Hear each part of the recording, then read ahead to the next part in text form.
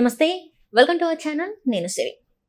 MLC race నుంచి అయితే బొత్స గారు తప్పుకుంటున్నట్టు మరి వార్తలు వస్తున్నాయి. నిజంగానే మరి బొత్స గారు తప్పుకుంటున్నారా, లేకపోతే వేరే ఏదైనా కారణాలతోని జగన్మోహన్ రెడ్డి గారు ఆయనని తప్పిస్తున్నారా అనే విషయాన్ని మనకి తెలియజేయడానికి మనతో పాటు ఉన్నారు ప్రముఖ రాజకీయ విశ్లేషకులు కేవీ ప్రసాద్ గారు. నమస్కారం సార్. నమస్తే. సరే, ఇప్పుడు చూస్తుంటే ఎమ్మెల్సీ రేస్ నుంచి వెళ్ళి బొత్స గారు వైదొలుగుతున్నారు, ఆయన ప్లేస్ లో వేరే వాళ్ళు రాబోతున్నారు అని కొన్ని వార్తలు వస్తున్నాయి. నిజంగానే మరి బొత్స గారు అయితే తప్పుకుంటున్నారా, లేకపోతే జగన్మోహన్ రెడ్డి గారు వేరే ప్లాన్ల వల్ల ఆయన తప్పిస్తున్నారు అనుకోవాలా? ఇప్పుడు ఒకటమ్మా, యాక్చువల్గా ఏంటంటే ఇది బొత్స గారి యొక్క ప్రమేయం లేకుండా, ఆయనకు పూర్తిగా ఇష్టం లేకుండానే ఈయనే అనౌన్స్ చేస్తాడు జగన్ గారు. సో ఆయన అంత విల్లింగ్నెస్ కనిపించట్లేదు. సో ఈయనే ఏదో నేను ఉన్నాను కదా, నేను చూసుకుంటానని చెప్పి ఈయన అనౌన్స్ చేయడం జరిగింది. సో కాబట్టి ఇప్పుడున్న పరిస్థితుల్లో ఏంటంటే బొత్సకి ఏమాత్రం కూడా విజయం మీద నమ్మకం లేదు.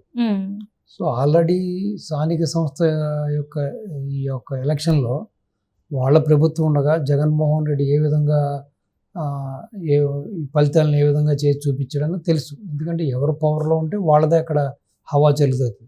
అది కాకుండా మొన్న జరిగిన ఈ ఎంపీ ఎమ్మెల్యే ఎలక్షన్లో కూడా చూస్తే మీకు అక్కడ 14 అసెంబ్లీ స్థానాలు ఉన్నాయి విశాఖపట్నాలు. సో దాంట్లో దగ్గర దగ్గర 12 టీడీపీ కూటమి గెలుచుకుంది. ఓన్లీ కేవలం 2 స్థానాలు మాత్రమే వైసీపీ నెగ్గడం జరిగింది. సో రెండోది ఈయన వాళ్ళందరినీ పిలుచుకురండి, ఓటర్లను పిలుచుకురండి, వాళ్ళతో నేను మాట్లాడతానని చెప్పి పాడిందే పాట రాసిన పాసిపళ్ళ దాసరి అన్నట్టుగా ఏదో అలా చేసాం మనం, ఇలా చేసాం మనం, అది ఇచ్చాం ఇది ఇచ్చాం, బటన్ నొక్కని చెప్తుంటే కూడా అది కూడా ఎవరు కూడా దాన్ని పెద్దగా ఆసక్తి చూపించట్లేదు ఓటర్లు కూడా. సో ఎందుకు వైసీపీకి మనం ఓటేయాలనే భావంలోనే ఉన్నట్టుగా కనపడుతుంది. అదేవిధంగా మీరు ఆ వీడియో క్లిప్పింగ్స్ కానీ అన్నీ చూసినప్పుడు కూడా బొత్సలో ఎక్కడా కూడా ఆ యొక్క జోష్ కనపట్ల. ఎక్కడో భయం ఆయన వెంటాడుతూ ఉంది. ఏదో ఛాన్స్ వస్తే ఏదో విధంగా వేరే క్యాండిడేట్ని ఎవరినొకరిని ఇరికించేసి మెల్లిగా డ్రాప్ అవుదాం అనే ఆలోచనలోనే బొత్స యొక్క తీరు కనిపిస్తుంది మనకి. సో అది కాకుండా బాబు గారు దీన్ని సీఎం రమేష్ గారికి బాధ్యతలు అప్పగించడం జరిగింది. సో ఈ యొక్క పోల్ మేనేజ్మెంటు ఇవన్నీ ఇటువంటి లోకల్ ఎలక్షన్స్ ఇలాంటి స్థానిక ఎమ్మెల్సీ ఎలక్షన్ ఇట్లన్నింటిని కూడా సో మేనేజ్ చేయడంలో బాగా సీఎం రమేష్ దిట్ట. సో బాగా క్యాంపు రాజకీయాల్లో లేకపోతే ఇలాంటివి చేయడంలో బాగా దిట్ట అతను. సో అతను ఉన్నాడు కాబట్టి ఇంక మన ఆటలు సాగవు, మనం ఏమీ చేయలేము. ప్లస్ ఆ పార్టీ అధికారంలో ఉంది కాబట్టి వాళ్ళకే ఎక్కువగా మెండైన అవకాశాలు ఉన్నాయి కాబట్టి మనకి ఎక్కడా కూడా విజయ అవకాశాలు కనపడట్లేదు. కాబట్టి కనీసపాటి మెజార్టీ కూడా రాకపోతే ఆల్రెడీ మొన్న ఎలక్షన్లో ఎమ్మెల్యేగా బొత్స ఓడిపోయాడు, ఎంపీగా భార్య ఓడిపోయింది, ఇంకో చోటేమో వాళ్ళ బ్రదర్ ఓడిపోయాడు ఎమ్మెల్యేగా. సో కాబట్టి ఉన్న పరువు పోతుంది. కాబట్టి ఈ పరువు కాపాడుకోవాలంటే ఓ పక్కనేమో ఈ యొక్క బలవంతంగానేమో జగన్మోహన్ రెడ్డి గారు నిలబెట్టడం జరిగింది. సో ఏదో విధంగా మనం పరువు కాపాడుకోవాలంటే కనీసం కొంతవరకు మేలైనా సరే ఓట్లు తెచ్చుకుంటే బాగుంటుందనే భావంలో బొత్స గారు ఉన్నాడు. లేని పక్షంలో ఎవడో ఒక బకరాగాన్ని తీసుకొచ్చి వాడిని ఇరికించేసేసి, ఎందుకంటే ఈ క్యాంపు రాజకీయాలు చేసి ఇప్పుడు ఖర్చు పెట్టడానికి కూడా బొత్స అంత సుముఖంగా లేడు. ఆల్రెడీ మొన్న జరిగిన కుటుంబానికి జరిగిన ఎలక్షన్లోనూ ఒక ఎంపీ, ఒక ఎమ్మెల్యే, ఇంకొక ఎమ్మెల్యే సో చాలా ఖర్చు పెట్టుకున్నారు, చాలా నష్టపోయారు వాళ్ళు. సో మళ్ళీ పైపెచ్చి ఇది ఒక మనకెందుకు మళ్ళీ లేనిపోయిన దండగా ఖర్చు అనే భావంలో వాళ్ళు ఉన్నారు. సో మరి జగన్మోహన్ రెడ్డి గారు ఏం చేస్తాడు? సో తనని గట్టెక్కిస్తాడా లేదా, లేదు నిజంగా లాస్ట్ వరకు బొత్స కొనసాగుతాడా లేదా, మధ్యలో మిడిల్ డ్రాప్ అవుతాడు అన్నది మనం వేచి చూడాలి. అంటే ఇప్పుడు గతంలో కొన్ని వార్తలు వచ్చాయి ఏంటంటే బొత్స సత్యనారాయణ గారు టీడీపీలో జాయిన్ అవుతారు. ఇది ఏంటంటే ఎన్నికల ముందు నుంచే ఈ ప్రచారం జరుగుతుంది. పీకే గారు కూడా ఒక టీవీ ఇంటర్వ్యూ అంటే ఒక ఇంటర్వ్యూలో తను చెప్పడం జరిగింది, బొత్స గారు కూడా టీడీపీ నేతలతోనే ఆయన మాట్లాడడం, చర్చలు అయితే జరుగుతున్నాయి వాళ్ళిద్దరికి. బొత్స ఏ టైంలోనైనా కూడా టీడీపీలోకి వెళ్ళే అవకాశాలు పుష్కలంగా ఉన్నాయి అని చెప్పేసి కూడా మరి మాట్లాడడం జరిగింది. మరి దీని వెనకాల ఇదేమైనా కారణం అయి ఉండొచ్చు అంటారా? మరి అంటే డ్రాప్ అవడానికి కారణమా? డ్రాప్ అవడం సో చెప్పలేమమ్మా. మరి ఇప్పుడు ఎవరు కూడా రాజకీయాల్లో శాశ్వత మిత్రులు కాదు, శాశ్వత శత్రువులు కాదు. సో ఎప్పుడు ఎవరు ఎటువైపు వెళ్తారో తెలియదు. ఎస్పెషల్లీ ఇప్పుడు ఈ ప్రజెంట్ పాలిటిక్స్లో మీరు చూస్తున్నారు కదా, ఎటు అధికారం ఉంటే అటు వెళ్ళిపోతున్నారు. ఒకప్పుడులాగా నమ్మిన సిద్ధాంతాల కోసం, నమ్మిన పార్టీ కోసం ఎవరు పనిచేయట్లే. ఎందుకంటే వాళ్ళకున్న వ్యాపారాలు, వాళ్ళకున్న లావాదేవీలు, వాళ్ళకున్న లొసుగులు, సో లేకపోతే వాళ్ళకున్న కేసులు, సో ఇలాగ రకరకాల కారణాల చేత చాలామంది ఏం చేస్తున్నారంటే ఏ ఎండక గొడుగు అనే సిద్ధాంతాన్ని ఎన్నుకుంటున్నారు ఈ రాజకీయ నాయకులు. సో ఈ పార్టీ అధికారులు ఉంటే అటువైపు అటు గొర్రెదాటిలాగా జంప్ అయిపోతున్నారు. సో ఏమో చెప్పలేం, అతనికి కూడా చాలా వ్యాపారాలు ఉన్నాయి, రియల్ ఎస్టేట్ దందాలు అవి ఉన్నాయి కాబట్టి, ఆ లిక్కర్ దందాలు అవి ఉన్నాయి కాబట్టి ఎప్పటి నుంచో అతను అంతకుముందు వాళ్ళంతా ఏరియా అంతా సిండికేట్గా ఏర్పడి లిక్కర్ బిజినెస్ చేసేవాళ్ళు బొత్స సత్యనారాయణ కుటుంబం.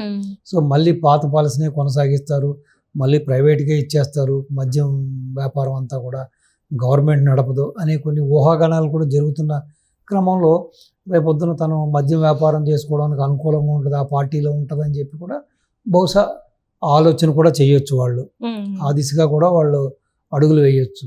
సో ఏదేమైనా దీన్ని కాలమే మనకి సమాధానం చెప్పాలి. సో డెఫినెట్గా ఏంటంటే పాలక కూటమికే ఇప్పుడు అవకాశాలు మెండుగా ఉన్నాయి కాబట్టి, సో మొన్న ఘోర పరాజయం చెందింది కదా పార్టీ, వైసీపీ పార్టీ. సో కాబట్టి అవకాశాలు పెద్దగా లేవు. సో కాబట్టి బొత్స కూడా అరే ఆల్రెడీ ఇప్పటికే పరుగు పోయింది, అతను చాలా సీనియర్ లీడరు. ఇప్పుడు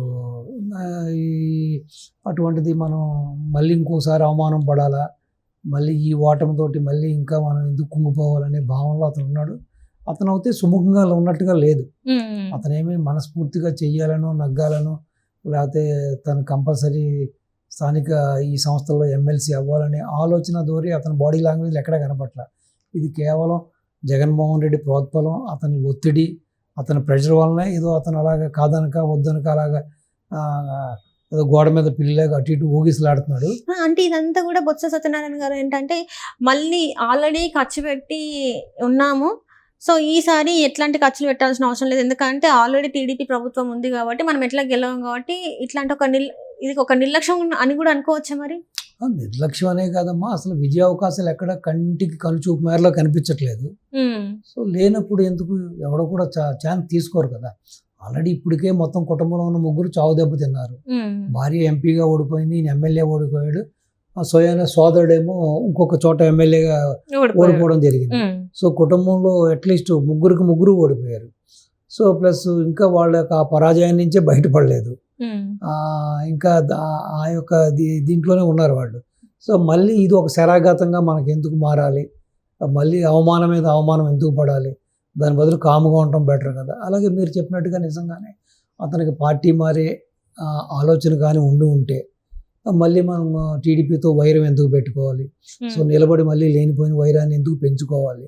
సో రేపు పొద్దున్న ఫ్యూచర్లో మనం లిక్కర్ వ్యాపారం చేసుకోవడానికి ఇటు పార్టీ మారినా లేకపోతే ఇలా స్తబ్బుగా ఉన్నా కూడా ఏదైనా కాస్త లోకల్ లీడర్స్ నుంచి కానీ లేకపోతే అక్కడ ఉన్న లోకల్ స్థానిక ఎమ్మెల్యేలు ఎంపీల గురించి కూడా కాస్త కోస్త మనకి కొంత సహాయ సహకారాలు అందుతాయి కాబట్టి మనం ఈ విధంగా తటస్థంగా ఉండడమే మేలనే భావనలో కూడా అతను ఉన్నట్టుగా తెలుస్తుంది. సో ఏదేమైనా దీనికి కాలమే సమాధానం చెప్పాలి. అసలు బొత్సలో మైండ్లో ఏముంది, బట్ అతను బాడీ లాంగ్వేజ్ కానీ అది వ్యవహార శైలి చూసినప్పుడు ఎక్కడ కూడా తను ఆసక్తి కానీ ఆ యొక్క ఉత్సాహం కానీ ఎక్కడ కనిపించట్లేదు. సో డెఫినెట్గా చూద్దాం ఏం జరుగుతుంది, ఆయన కంటిన్యూ అవుతారా లేకపోతే మధ్యలో డ్రాప్ అయ్యి ఎవరినన్నా తీసుకొస్తారా, లేదు మళ్ళీ ఇంకొకసారి పరాజయం పాలవుతారా, లేదు విజయాన్ని సాధిస్తారా అన్నది కాలమే సమాధానం చెబుతుంది. Right sir, right, thank you so much. నమస్తే అమ్మ.